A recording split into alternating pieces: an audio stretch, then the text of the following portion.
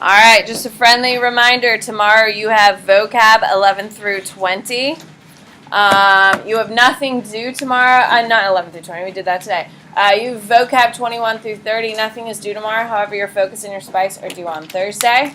We are testing on Thursday. Next week, we're cutting off a day to get back on to where we're supposed to be on our schedule. So just be aware, next week is going to go real quick, which means we're not doing a map on Friday. I'm teaching on Friday, right? Makes sense? So we're losing a day. So keep that in mind as we kind of transition. So yesterday we started talking about how Christopher Columbus landed on what we call Haiti and the Dominican Republic today. He put all of the local natives to work in what we call the encomienda system, which is forced labor. We got that down, correct? Yes? All right, perfect. So let's get going then. So he had started looking for gold, which means the Taino people had to have what on them?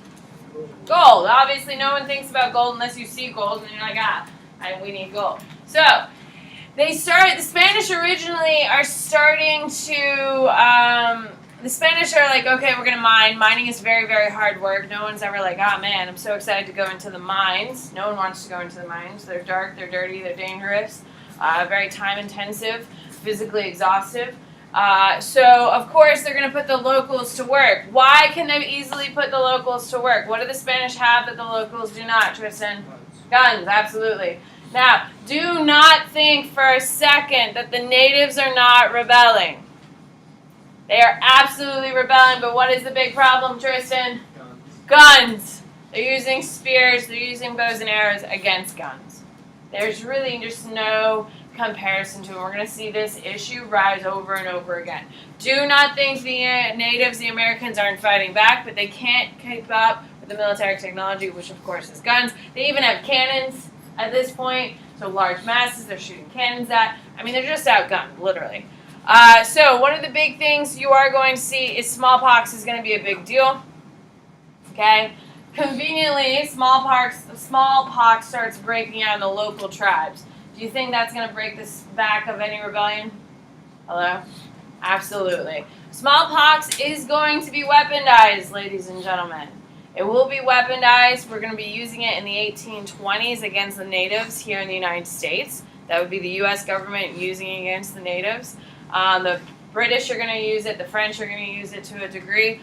Spanish love it. It's very effective. No bullets need to be used, so it's going to be very common.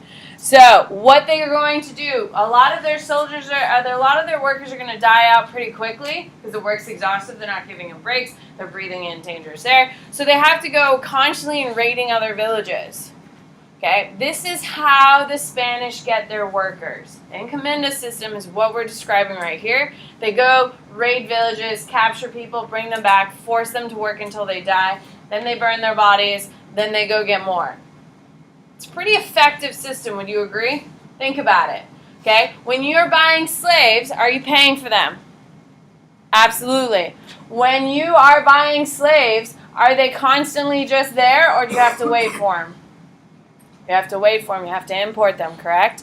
When you use the native population, you can almost fill the need quickly. So if you're a businessman, does this make sense?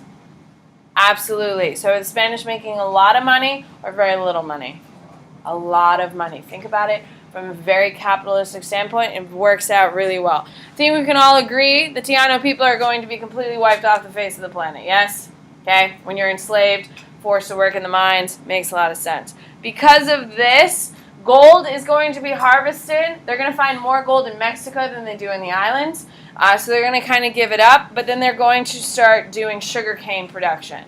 So you're going from mining to sugarcane. Sugarcane is a little less burdensome than mining, but not a lot. We've already talked about how stressful it is. So the Caribbean is essentially all sugarcane, okay? Except for Cuba, which is the largest island in the Caribbean, which is also going to have sugarcane and what is Cuba known for? Cigars or tobacco. All right, so they're going to conquer Mexico, the Spanish. So their conquerors, their actual military men leading are called conquistadors, which you've probably heard that term before, correct? Okay, the conquistadors explore territory. You need to know Hernan Cortez. He's a very, very big deal. He's a terrible human being. You've probably heard of his name before, correct? It's a big deal? No? Okay. So Hernán Cortez and 450 men bring down the entire Aztec army. They bring it straight to its knees. Why? Are they better warriors than the Aztecs? Why, Patrick? Smallpox, but what else is another major factor? Why, Zach? Guns. Guns. They've got guns, they got cannons. Now, as we know from primary sources we read in previous weeks, were the Spanish welcomed? No.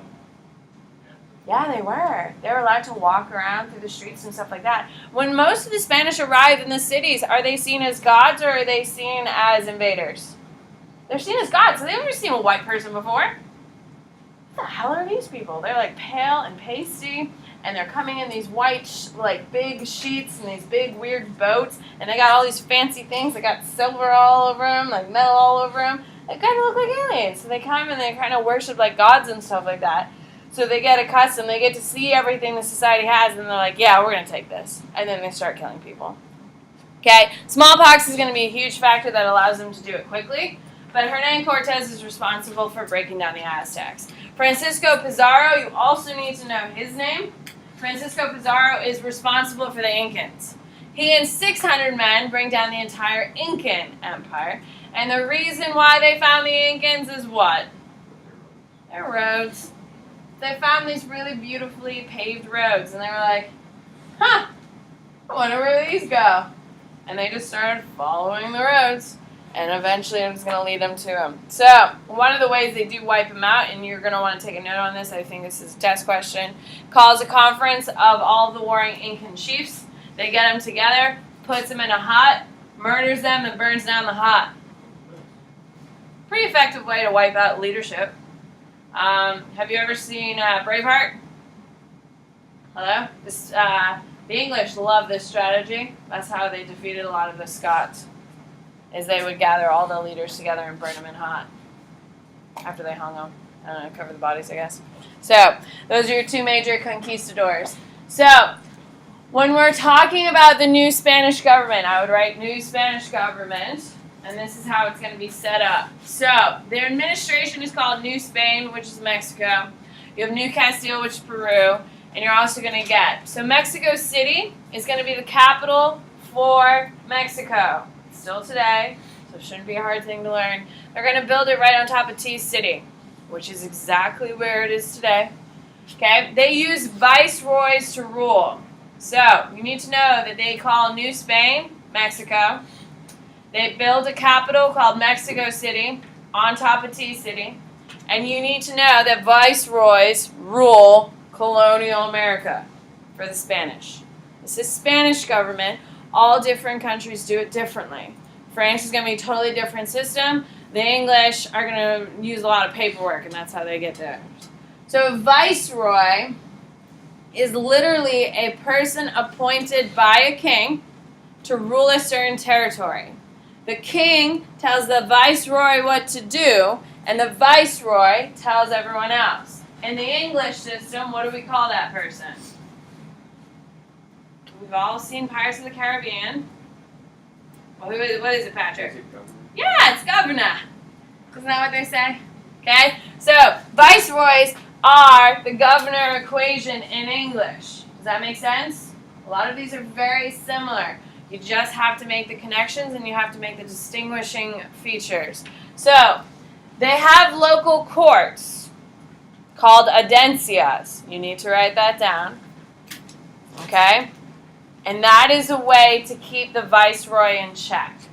Who can raise their hand and tell me why we need to keep a viceroy in check? The king appoints them, and they're now in charge of Mexico. Why would we need audiencias to keep the viceroy in check? Why? What do you mean? There you go. So if Ryan is our viceroy, okay, and Dylan is our king, who happens to be across an entire ocean, Ryan could easily build up an army, correct? He could literally start a whole army, start a whole civilization while writing letters saying, oh my God, everything's going great. Wow, we just love our king. Wow, great. And then eventually he could stage a coup and eventually just take power for himself. That'd be a problem, correct? So the audiencias are to check power. Okay? In the English system, we really don't have that. They don't really have that. They just have governors. And then people are checking in. So it's a good thing for the Spanish king, not so good for the local. Now, there's going to be a lot of issues, but we'll get to that. So, Portugal controls Brazil. They speak Portuguese today. It's because the Portuguese control them. Now, in 1494, the Treaty of Tordesillas divides the entire world in half.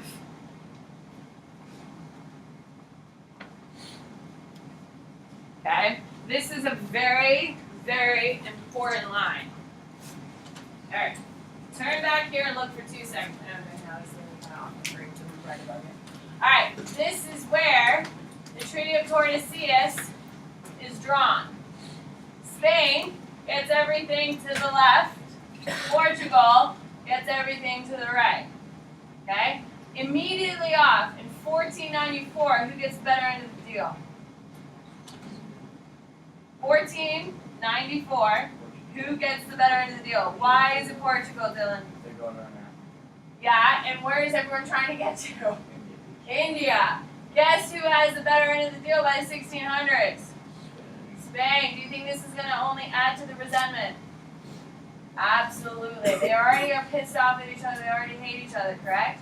That's why the Spanish are getting Christopher Columbus to come through. But what is an important line? Where does it cross? Brazil is the only place that the Portuguese can touch in the Americas. Can we agree? So as the value of the Americas is increasing, guess what the Portuguese care more and more about? Brazil. Because it's the only place in the Americas they officially can go. And what is the largest export coming out of Brazil? We've talked about it like 10,000 times. Sugar. And what is the highest demand item coming out of the Americas? Sugar. So it's going to be a big deal. So Portugal is going to claim Brazil as their only American place. Is it because they didn't want anything else or they couldn't get anything else? They couldn't get anything else. It's important you know that distinction. Okay? They have very little interest in it at first because it's 1494 and everyone thinks the Americas, there's nothing there, just a bunch of people playing with sticks, that there's no resources, no way to make money. Eventually, obviously, the Portuguese are like, the Spanish, they got us. They got the better end. And they're eventually going to exploit it. So, North America is where we're going next, okay? So, we have settler colonies. You can raise your hand and tell me what's a settler colony. Think about it. It's not that hard. Callie, what is it? Oh my God, Callie. What does that mean, Callie? It means that, a country will send out people to... Who? What type of people? Like, colonies. But, like, what type of people? Is it men to mine or what? It would be like, I guess, yeah, men to mine or plantation. Nope. Now you're blending the two, and you did exactly what I wanted you to do, so thank you very much. Okay, you have plantation colonies, and you have settler colonies. What is the difference between the two? What is a plantation colony, Cade, you think?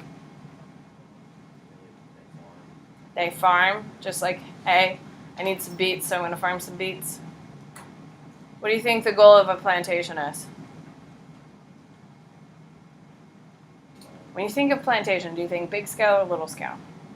Big scale. And what are they typically growing on plantations?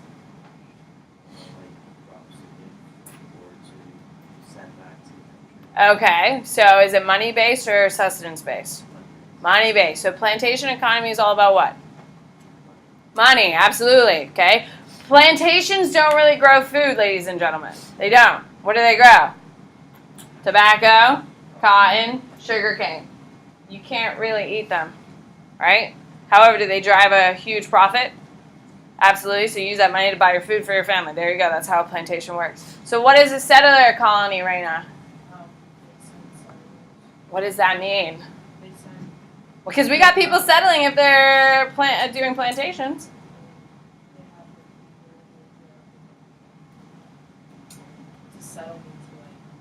So what type of people are going? Like what? Migrants? No. Tristan, help her out. Help my girl out. Yeah! Men, women, and children. Do women have any place on a plantation, really? No, not until the late 1700s, 1800s, do you think of women on a plantation, correct?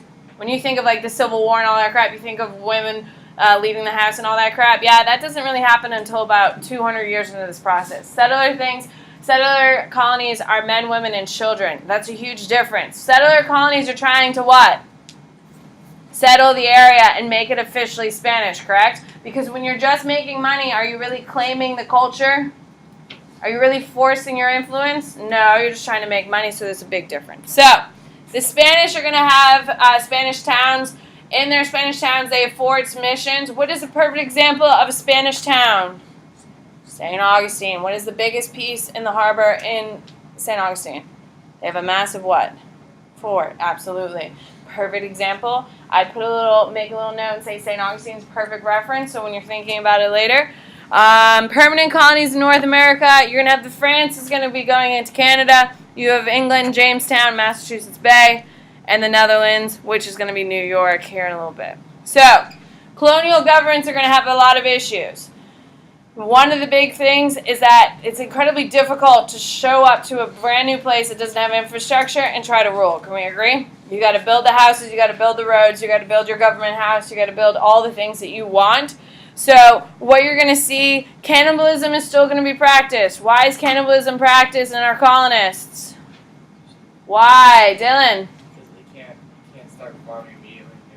There you go. So people are going to die. It's easier just to eat them. They didn't teach you that in 4th grade, did they?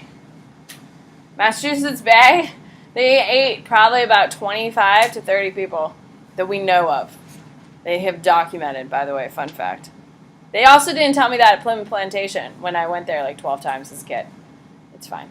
They did eat their people, though. Greater Celtic government. All right, so indigenous people in North America are very loosely organized. Just listen. You don't have to write it down. European colonists are going to take out cultures. Europeans are going to start arriving very, very quickly. So the reason why the natives are going to be fighting back is because they're going to be displaced. What does displaced mean? They're pushed out. Absolutely. They're going to be pushed out of all the good farming locations, all the good. Why can we just push out the indigenous populations? What does it keep coming back to? Guns. We have guns. Absolutely. The English, and you're going to want to make a note. This is weird. The English negotiate treaties with the natives. That's how they seize power. Why is that weird, Greta? Because usually the Spanish is conquered colonies. Okay, but think about it. The English are signing treaties with local indigenous populations. Why is that weird? Because they could just conquer them. Okay, well, the British, in case you haven't noticed, they always like to be like, oh, we're like the best, we're like the most correct, right? Like we do everything incredibly proper. So they signed a treaty, so technically they're proper. Why is this weird? Think about it. Why is it weird? What do you got, Elizabeth? They speak different languages. Yeah.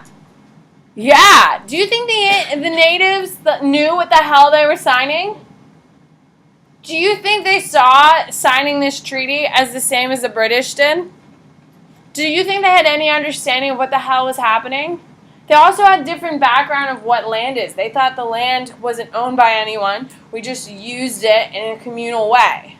Then the British show up and say, no, I own this, which is how Americans see it now, correct? I own property. That means I can do whatever the hell I want on my property, correct? That's a very British way of thinking of it. That's why their creation of treaties is weird. All right, so eventually, obviously the natives are going to fight back, but they're going to get wiped out by disease, which is a very current trend. On your whiteboard, here we go.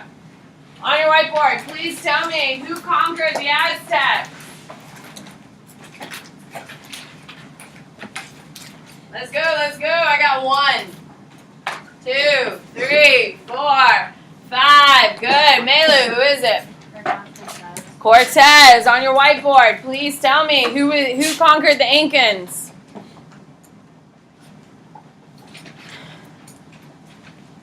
Good. Abby. Pizarro. On your whiteboard, how did the Incan leadership die? How did the Incan leadership die? Yeah. Good. What is it, Jamal? They were massacred. Absolutely. On your whiteboard, please tell me, What is the name of the first indigenous population to be wiped off the face of the planet? By invading Europeans. Who are they? Greta. Tiano. On your whiteboard, please tell me, what are the names of the local leaders in Spanish rule? What are the name of the local leaders that are appointed by the king? Good. Zach. Viceroys.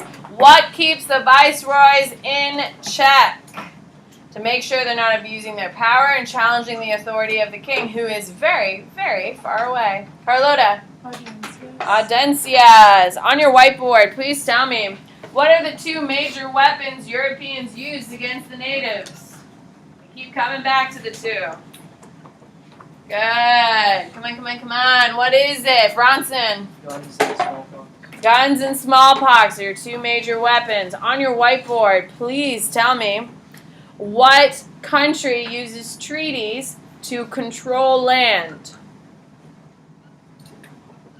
Daniel. Britain. On your whiteboard, please tell me, what is, when we start having men, women, and children arrive, what type of colonies are we creating? Good. What is it, Raina? Settler colony. If you are here to make a profit in the new world, what type of colony are you running?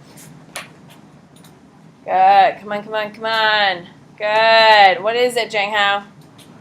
Plantation. On your whiteboard, please tell me, what is the name of the treaty that divided the world in half to keep the Spanish and the Portuguese from killing each other? It worked for a little bit, but the Portuguese are going to get jealous, and they're just going to start sinking the ships as soon as they cross the border. What is it, Peyton? Treaty of Tordesillas. Treaty of Tordesillas. According to the Treaty of Tordesillas, the only American piece of land Brazil can have is what modern-day country? Oh, what? Damn it.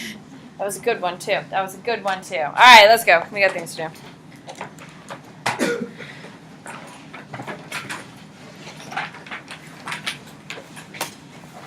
Okay, so I think we can all agree that the native population is going to be wiped out pretty significantly as soon as white people start walking around, yes? Because we're going to be killing a lot of them with guns, and the rest that we haven't killed are going to be wiped out because of diseases. Pretty effective strategy, if you ask me. So, when we talk about multicultural societies, we're going to start having a breakdown of relationships. Now, when we had plantation-based society, what is the major population coming across? They're coming to work to make money. Who is showing up at the shores, Jing Hao? No, we're here to make money. So what major population from Spain is coming over? What gender? Male, absolutely. You're not going to send your women over to start a mine, right? Yes, plantation, all that stuff. Now, think about it logically, ladies and gentlemen. You have 450, 900 men with no women. Do you think they're going to stay isolated, or do you think they're going to mix with the locals? What do you think they're going to do? Hello? They're going to mix with the locals, ladies and gentlemen. Yes, they're going to mix with the locals, so we start having a multicultural dynamic here. So, when we're talking about our social hierarchy, we have, you're going to write down what I have here. Okay? At your very top. So, your Spanish hierarchy. Spanish social hierarchy. Okay? At the very top, you have your peninsulars. You need to know this backwards and forwards, and it's going to keep coming up. Peninsulars, they are from, oh, that's too many lines, from Spain. So, they are new to the country. Does that make sense? They literally just left Spain, and now they're here. Okay? Then you have your Creoles. They are the children of immigrants. That's not how you spell it, we're going to pretend it is. Okay? So, then you have, Caroline, can you hit the back button? Yes, thank you. Okay? So, you are going to have Actually, can you go back forward one? I just want to make sure I got it right. So you have the mestizos. M-E-S-T-I-Z-O-S. And you have your mulattoes.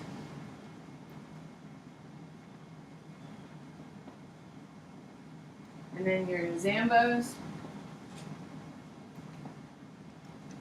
And you have your slaves / conquered people. All right, Caroline, can you hit back one more time, and I swear. Thank you very much. Okay, so your Metzos are Spanish and native.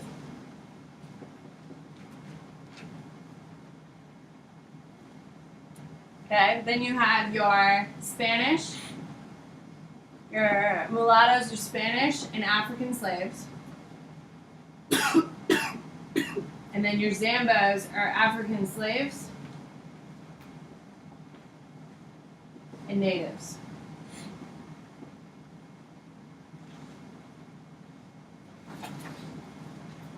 Thank you very much, Caroline. So looking at it, what is the most important thing to the social structure? Huh? Being Spanish. So race is obviously the most important thing. Okay? Absolute race is the most important thing. It's completely racial based. Now, the reason why they have so many mix is why? When the Spanish come, are they coming for settler colonies or are they coming for plantation colonies? They're what? Plantation-based economies, and a bunch of men are sitting around saying, ah, damn it, no women entertain us. Let's go find the natives. Hence why we have a mixed population. And of course, the more and more people here, the more and more the mixed population comes up. This is a very, very, very big deal. It's going to keep coming up for the next, till the end of period 5. Now, when we talk about all of these social hierarchies, it's going to be totally different in the French and the English. So, when we have the, let's do English first. So the English, which is in North America, what are your big English colonies here? Make your 4th grade teachers proud. What are your big English colonies? Jamestown. Okay, what else? Massachusetts. Those are your 2 big ones. Okay? Their social hierarchy is religious leaders,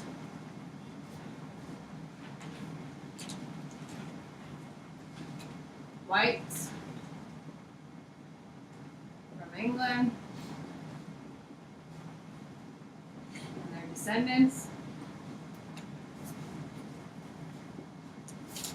natives, eventually, I'm going to write eventually slaves. Why do I say eventually slaves? Are the English immediately bringing over slaves? No, they're not. They run out of laborers. Okay, they have a whole new system. So, what is the big difference between the Spanish and the English? What is the big difference between this very complicated system and this system? Jing Hao. There is no racial mixing at all. Which means what, Jing Hao? What are the English bringing? They bring families. They bring families. So if there's tons of mixing over here, it's going to be mostly what? Mostly men are traveling over here, while we have mostly families here. So you bring your own wife, so you don't need to find a native wife. There you go. Now, France, the Frenchies, okay, their major colonies are going to be in Canada and west of Mississippi.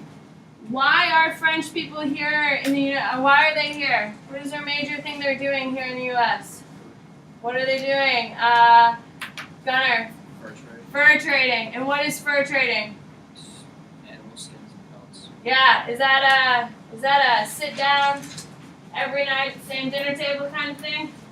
Or is that out in the woods hunting on a regular basis? It's hunting, absolutely. So you think you're going to bring your French wife, who's used to fancy things, to go tramping through the woods looking for dead animals to kill, to peel their flesh back? Ooh, no. So they're coming here with wives? No, they're here looking for profit. So are they going to mix? Yes, they are. They're going to start mixing real quick. So their social structure is social hierarchy. You're French born, okay, are at the top. Then you're French descent.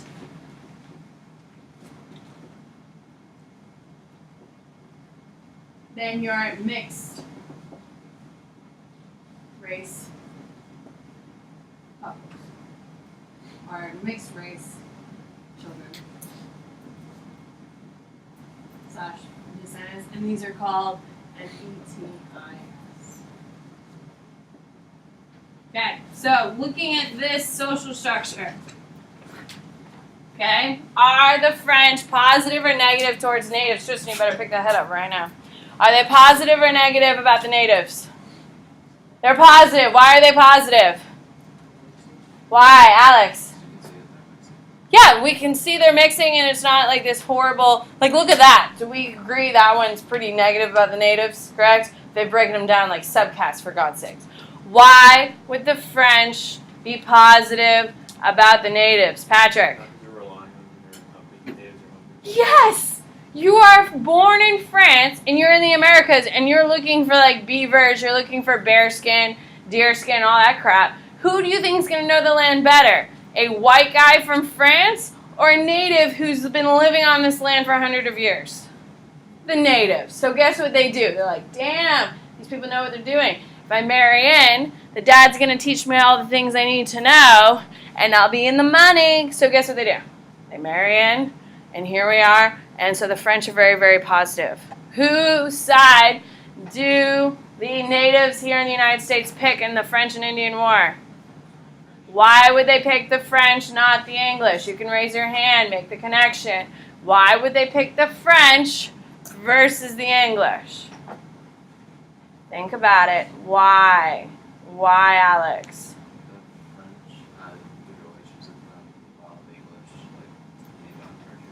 Absolutely, they completely segregate themselves. And to wipe out the natives, the English are just killing them. The French are celebrating them. Like, oh man, we really need them. That's a whole difference, and that's why the natives pick the French. All right, so mining. We're back to Spain. We're working with them. Their major money makers is mining for gold and silvers. Gold and silvers. What the hell is that? Gold and silver. When they loot the Aztecs, they're going to find tons and tons of gold. And they start melting them down. Isn't that a real tragedy? All their beautiful art and stuff gets melted down. Okay? The gold is not extensive. However, there's plenty of silver. So the largest export coming out of the Americas is silver. I would make a little footnote. Silver is an American product. What does that mean, Munson, if it's an American product?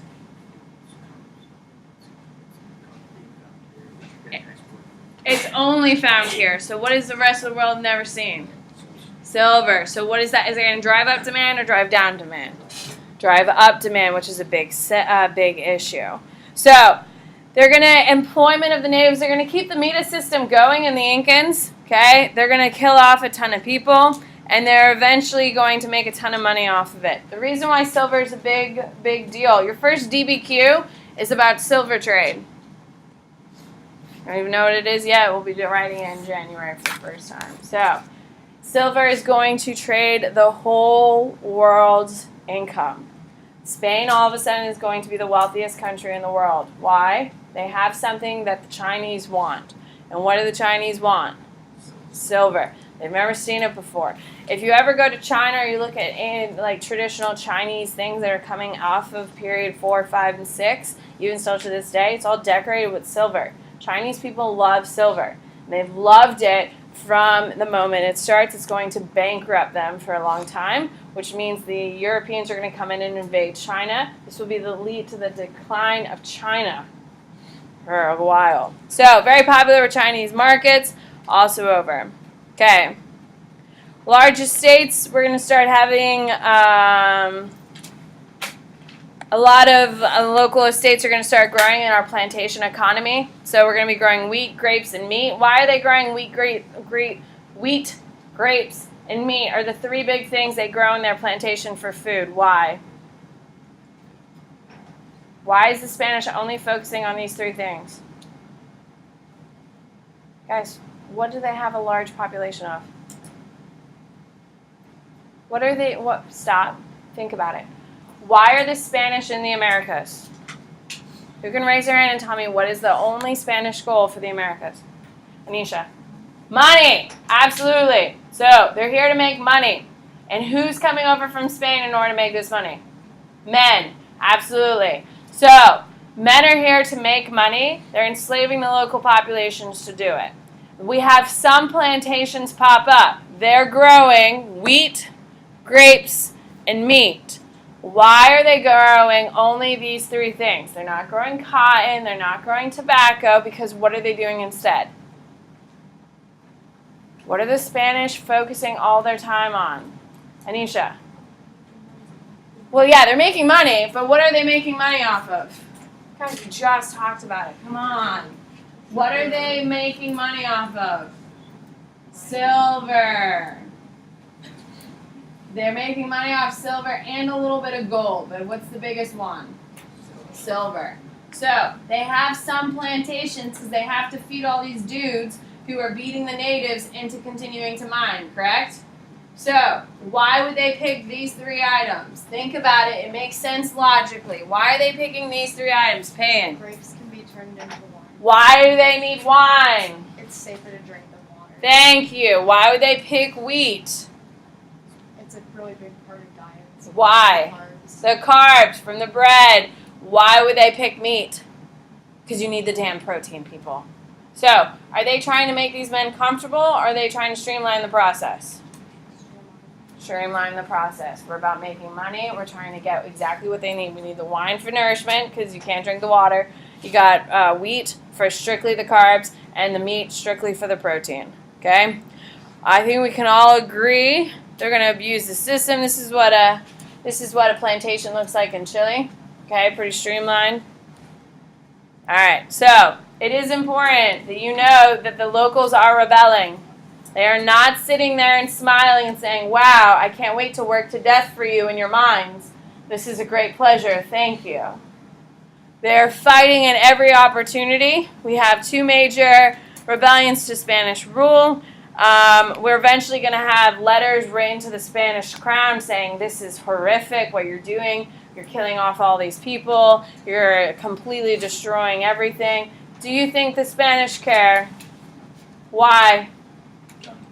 They have guns, and what are they making lots and lots and lots of? Money. Absolutely. They can do whatever they want. They have the money. So, sugar and slavery. Brazil is going to be your largest importer of slaves. Okay? Sugarcane is going to be turned into molasses. When we talk about sugar, it gets turned into molasses. Have you guys ever tried molasses? It's disgusting. It doesn't taste sweet at all. However, it's used to make rum, and I like rum. So, it works out.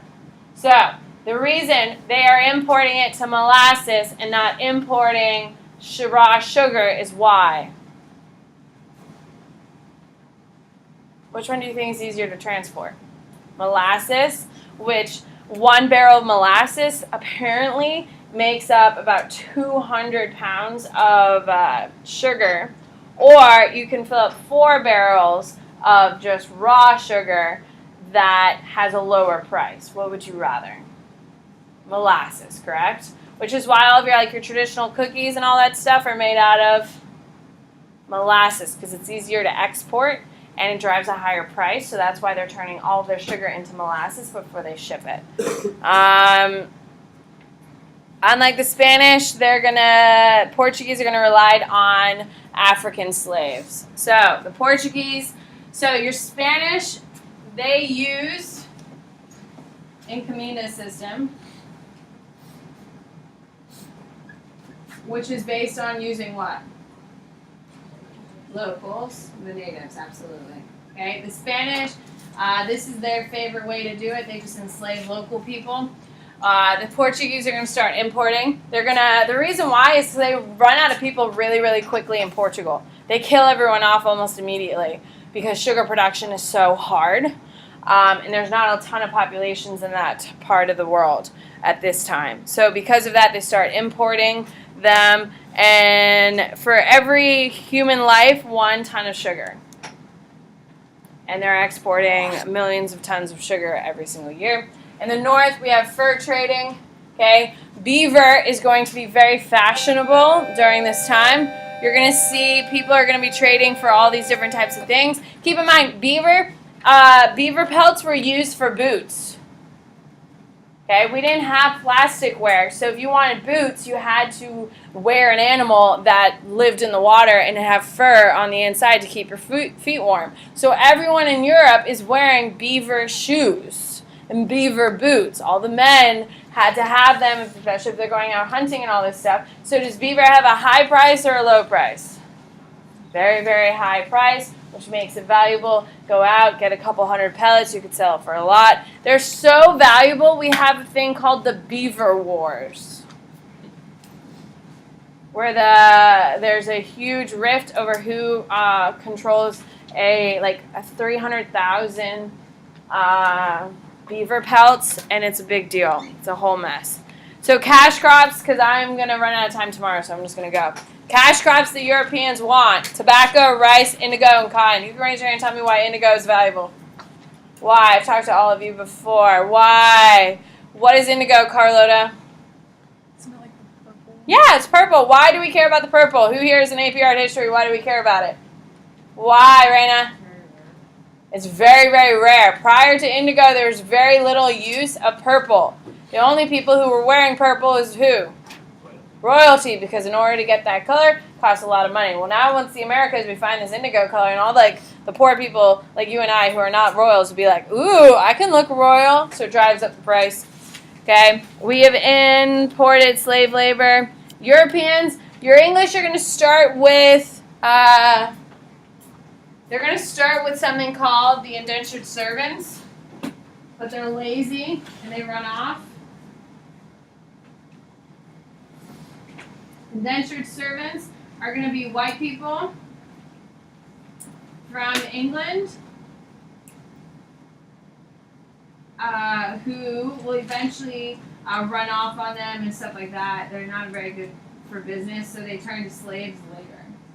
So the first people who are working the land for the English are indentured slaves, indentured servants. These are people who couldn't afford their fare across the ocean. So what they did is that Jamal owns a plantation, and he'd be like, hey, I'll pay for 5 of you to come. You have to work for me for 7 years. So us, Englanders would go and work for Jamal for 7 years. But after we got a lay of the land, do you think we're really going to honor our contract to you, Jamal? No, we're not. So we're going to run off in the middle of the night. Are you going to lose money on this deal? Yes. And after as many English people are going to be completely screwed over by the system, what are they going to do? They're going to say, screw it, let's get some slaves. That way we own them, we can manipulate them and do stuff like that. African slaves are going to first show up in Virginia in 1619. It's the Dutch who bring them. Everyone thinks the Dutch are like these really wonderful, nice people who have tulips and make really great chocolate. They were the largest slave exporters in the entire world. Their entire economy was based on 2 things: tulips and slaves. Could you imagine? Anyway, they are eventually going to take over, and that's why when we think about the American South, do we think of white people working the land or African slaves? African slaves, and that's why that transition is going to be here. Oh my God, there's so much. Missionary activities, just listen. We're going to start seeing that Jesuit missionaries are going to be coming over pretty quickly. As soon as things are settled down, missionaries come over. Because of the plague wiping through a lot of these territories, a lot of natives are going to be picking up Christianity. Does that make no sense, right? So the plague comes through, the smallpox come through, wipes out most of the population, and the people who survive are like, oh my God, maybe it's because of your God. And they start adopting Christianity, which becomes pretty, they feel like their American gods have abandoned them.